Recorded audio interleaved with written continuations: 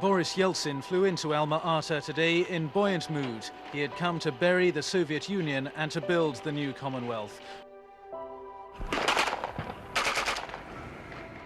For decades, the sinking of the Soviet submarine K-129 in 1968 has been one of the Cold War's most impenetrable mysteries, wrapped in layers of secrecy, speculation, and political tension. Long considered a flashpoint in covert naval warfare, the incident was known mostly through fragmentary records and declassified hints from American intelligence. The K-129, a Gulf II-class ballistic missile submarine, disappeared under suspicious circumstances in the North Pacific, roughly 1,500 miles northwest of Hawaii. For years, various theories swirled, from accidental explosion to catastrophic mechanical failure to even whispers of U.S. sabotage. But nothing conclusive ever surfaced. That is until early 2025, when previously unreleased Russian naval intelligence files were leaked, and a new underwater reconnaissance mission uncovered chilling physical evidence on the ocean floor. The truth that finally emerged was not only disturbing, it reshaped how historians and military experts view one of the most fraught periods in East-West relations. Before we start, smash the like and subscribe buttons for more updates.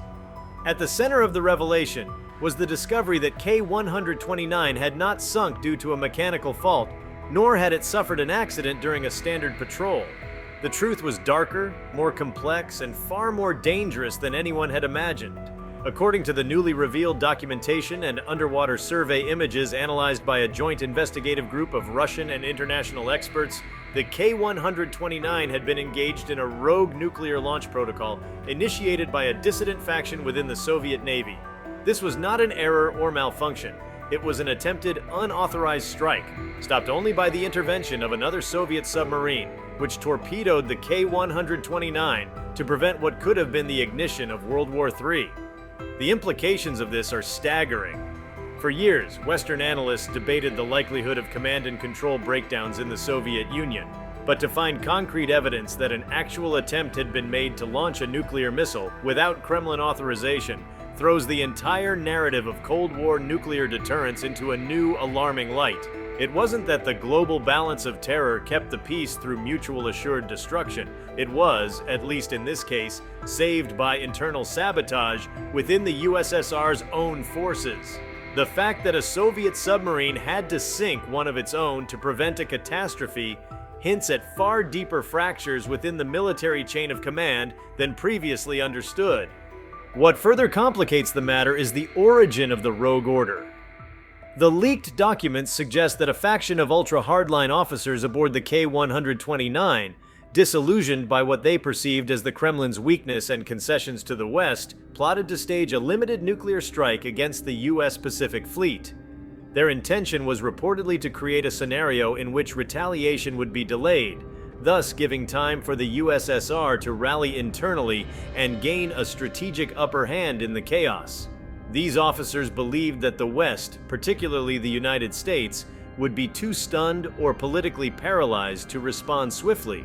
This wasn't just mutiny, it was a suicidal geopolitical gamble by individuals convinced they were acting in the best interest of Soviet survival. The plan, however, never came to fruition. The K-129 was shadowed by another Soviet submarine, likely under suspicion due to intercepted communications or erratic behavior during its deployment.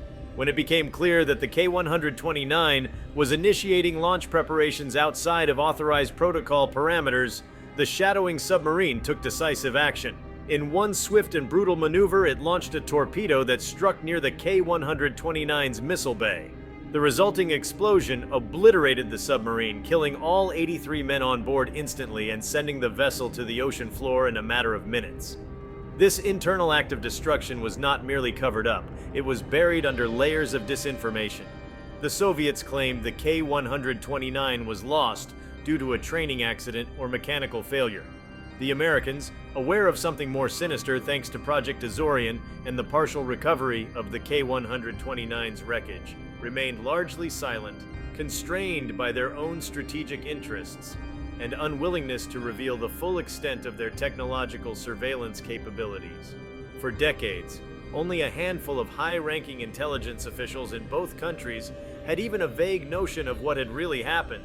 Now, with evidence out in the open, the magnitude of the danger the world narrowly escaped is finally being grasped. Equally disturbing is how close the rogue officers came to success. The K-129 was armed with 3 R-21 nuclear missiles, each capable of delivering a 1-megaton warhead over a distance of 1,400 kilometers. Had even one of those warheads been launched and struck its target, the US would have been forced to respond, potentially with overwhelming force. A single unauthorized launch could have spiraled into a full-scale nuclear exchange, an extinction-level event sparked not by nation-state policy, but by ideological fanaticism and insubordination. The idea that such a monumental global catastrophe was averted by a last-minute act of fratricide within the Soviet Navy is both horrifying and deeply unsettling. For those who had long suspected the Cold War was a more precarious balancing act than official histories admitted, this revelation confirms their fears. It was not only diplomacy, not only strategic deterrence that kept the world from annihilation. It was luck, circumstance, and in this case, the secret action of unknown individuals who made the agonizing decision to destroy their fellow sailors to prevent Armageddon. It challenges every assumption about nuclear safeguards during that era, especially within a superpower like the Soviet Union, which prided itself on rigid military discipline and centralized control. The leaked documents include communications logs, mission briefings, and even intercepted radio transcripts from the days leading up to the disaster. They show mounting confusion in Soviet command centers as signals from the K-129 became erratic and inconsistent with typical patrol patterns. Orders to stand down were ignored. Naval Command attempted to reroute nearby subs to intercept, but only one managed to get close enough in time. The crew of that second submarine, whose identities remain classified even now, were faced with a moral and strategic dilemma of unimaginable weight. Allow a nuclear war to begin or commit an unthinkable act against their own comrades. They chose the latter, and the world continued, unaware of how narrowly it had survived. This single act reveals the terrifying vulnerability of the Cold War's nuclear command systems. While the US and USSR both claimed to have robust safeguards, human error, ideology, and individual conviction remained the ultimate variables in the chain of decision-making. No amount of protocol or machinery could have predicted or prevented this kind of incident. It happened not because systems failed, but because human beings stepped outside them, some to initiate disaster and others to prevent it by any means necessary. What this also highlights is the immense burden placed on those involved in covert military operations during the Cold War. The shadow war waged beneath the ocean's surface was far more dangerous and unpredictable than even most military historians realized. Submariners, operating under extreme isolation, immense pressure, and rigid command structures, were expected to perform flawlessly with weapons that could end civilization. In such an environment, the slightest deviation from psychological norms could lead to catastrophe. K-129's rogue mission stands now not only as an example of a military breakdown, but as a case study in the psychological and ideological instability that can emerge when men are entrusted with apocalyptic power. The revelation also recontextualizes Project Azorian, the CIA-led operation in 1974 that attempted to raise the wreck of the K-129 using the Howard Hughes-engineered Glomar Explorer. At the time, the US stated the purpose was to recover Soviet technology and potentially gain insight into their missile systems. But with the newly uncovered evidence, it's clear the Americans suspected or possibly even knew about the attempted rogue launch. The condition of the wreck, the signs of internal explosion near the missile compartment, and the hurried nature of the CIA's mission all point to more than just routine espionage. They were salvaging the physical remnants of a narrowly avoided nuclear holocaust, and they were doing it not to expose the USSR, but to quietly understand how close humanity had come to the brink. The existence of a rogue faction in the Soviet military also raises disturbing questions about the internal politics of the USSR in the late 1960s. If ideological hardliners were willing to unilaterally launch a nuclear strike to force a geopolitical shift, it speaks volumes about the ideological schisms inside the Politburo and military command. This wasn't just a deviation from protocol, it was a philosophical rebellion against détente, against diplomacy, and against the perceived dilution of communist purity. It forces a reassessment of Soviet political cohesion during the Brezhnev era and suggests that the Kremlin's grip on its military apparatus was far more tenuous than previously believed. International reaction to this revelation has been understandably muted, but profoundly unsettled. Though no governments have issued official statements acknowledging the full scope of the incident, it is now impossible for intelligence agencies, military analysts, and policymakers to ignore the implications. Cold War strategies, long used as models for modern nuclear deterrence theories, are now seen under a new and more ominous light. If a few men with enough zeal and access could nearly plunge the world into chaos, what guarantees exist today that similar zealots couldn't do the same? What safeguards are truly in place in the current global landscape where nuclear weapons remain abundant and global trust is fragile? The unveiling of K-129's true fate strips away the myth of perfect control that both superpowers projected during the Cold War. It reminds us that history is not solely shaped by political doctrine or national interest, but often by the unpredictable and volatile behavior of individuals operating in high-stakes environments. The crew who launched the plan likely believed they were saving the Soviet Union. The crew who stopped them saved the world. And for over 50 years, no one outside a small circle of intelligence insiders knew just how close we came to total destruction. As we reflect on this unsettling truth, it becomes clear that the K-129 incident was not merely a Cold War anomaly. It was a warning, a reminder of the persistent danger that lies in trusting fallible human hands with the power to end civilization. The ocean floor still holds many secrets, but this one, now exposed to daylight, demands a reckoning, not just with the past, but with the systems we continue to rely upon today. The unsealing of the K-129 mystery has done more than illuminate a buried chapter of Cold War history. It has shaken the foundational assumptions that modern global security systems are built upon. The most alarming aspect isn't only that the Soviet submarine came close to initiating an unauthorized nuclear strike, but that it did so without immediate detection by either global surveillance systems or its own command structure until it was almost too late. For decades, both the US and Russia have operated under the assumption that robust command and control hierarchies paired with technology-driven safeguards would prevent precisely this sort of nightmare. But the K-129 incident shows that those systems are not impenetrable. Human judgment, at times idealistic, deranged, or messianic, remains the single greatest variable and the most volatile. There is an undeniable irony in the fact that the USSR, a state built upon collectivist principles and a rigid top-down military doctrine, came so close to unraveling from within due to individual actors who placed their own strategic worldview above the party line. The very principles that were supposed to insulate the Soviet military from rogue behavior, indoctrination, loyalty to the state, an unyielding chain of command, were circumvented by a handful of officers with access to nuclear weaponry. This punctures the long-standing narrative that authoritarian regimes can more effectively control their nuclear arsenals due to strict discipline.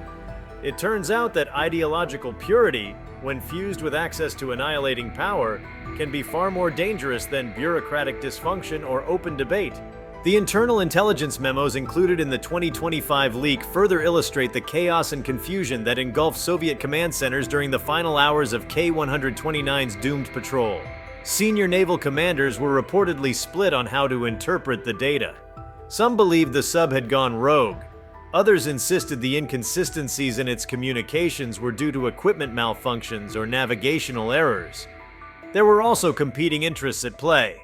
Some officials feared that reacting too aggressively to the situation would expose flaws in their own command protocols and open them to censure. These conflicting fears created a paralysis in decision-making, which allowed the rogue officers on board K-129 to proceed further toward execution of their plan than should ever have been possible. Even more chilling was the content of personal logs recovered from both the K-129 wreckage and intercepted from the shadowing Soviet sub. The crew on the rogue submarine, at least in part, believed themselves to be heroes of the revolution. They wrote about striking a blow against imperialist decay, of taking initiative where they believed the Kremlin had become weak and conciliatory. One junior officer's writings, deciphered from a charred notebook preserved in a pressure-proof locker, refer to their plan as the cleansing fire of history, which would rekindle the red flame and reset the struggle. These are not the words of saboteurs in the conventional sense. They were ideological radicals, intoxicated by the belief that they were changing the course of history. They did not see themselves as criminals, they saw themselves as saviors. This brand of ideological extremism within a nuclear-armed military framework is a threat that many modern-day strategists now acknowledge has been sorely underestimated. Most post-Cold War policy has focused on preventing rogue states or terrorist networks from acquiring nuclear weapons. But the K-129 incident is proof that internal threats, ideologically driven actors embedded within legitimate command structures, can be just as catastrophic, and in some ways, more insidious. These actors do not need to steal nuclear material or bypass international treaties. They need only to subvert the will of a handful of commanding officers, gain access to a launch system, and operate undetected long enough to take irreversible action. The implications reverberate even into space, where the logic of nuclear deterrence has found a modern analog. Nations now place military satellites, early warning systems, and even experimental orbital weapons in Earth's orbit. The mindset that allowed the K-129 mutineers to rationalize a nuclear-first strike, radicalism disguised as patriotism, could just as easily manifest in the emerging domain of space warfare. With less regulation and more ambiguity surrounding the military use of space, the lesson of K-129 serves as a critical warning. If ideological extremism could infiltrate the tightly controlled Soviet submarine program, it can certainly manifest in the relatively unregulated frontier of orbital combat infrastructure. Another underappreciated aspect of the K-129 crisis is its potential to alter the legacy of nuclear brinkmanship itself. The Cuban Missile Crisis has long been held up as the quintessential example of Cold War tension peaking without breaking. But the events surrounding K-129 reveal a more volatile and random underlying reality. It wasn't always top-level diplomacy and well-timed restraint that kept the peace. Sometimes it was the quick, unsanctioned action of a lower-ranking officer. The reality of near-catastrophic incidents being resolved not through policy, but through desperate in-the-moment decisions suggests that history could easily have taken another path.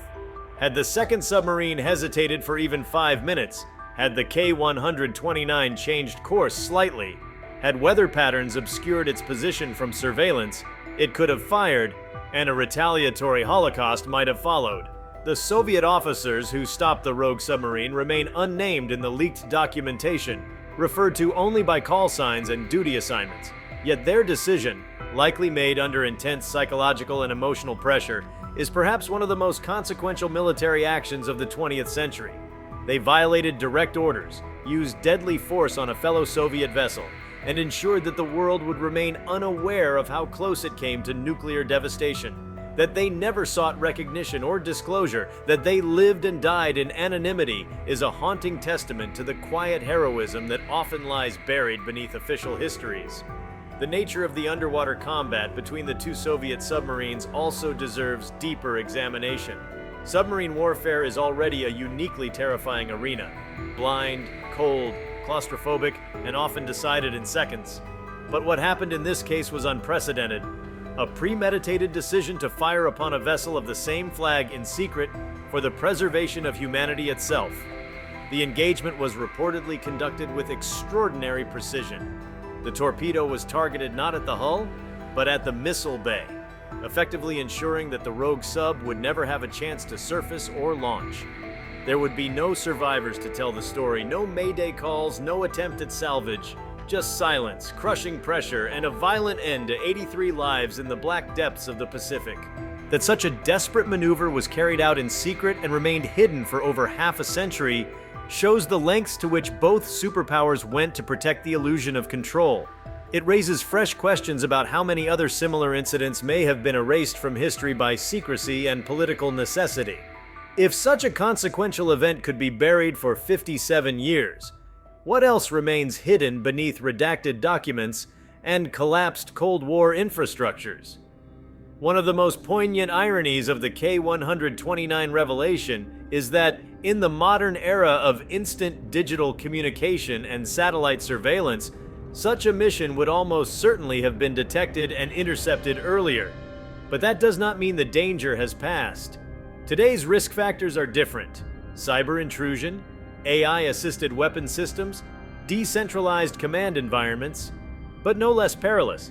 If anything, the modern multiplicity of actors and systems may make detection of rogue operations more difficult, not less.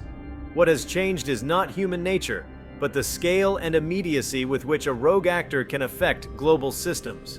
The psychological impact of the K-129 disaster on military protocols is only just beginning to be felt. Defense agencies around the world are now reviewing their internal oversight procedures. New questions are being raised about who within military structures has access to the final decision-making frameworks. Some nations are already implementing multi-layered AI checks designed to detect anomalous behavior within nuclear command environments. But even this creates new complications.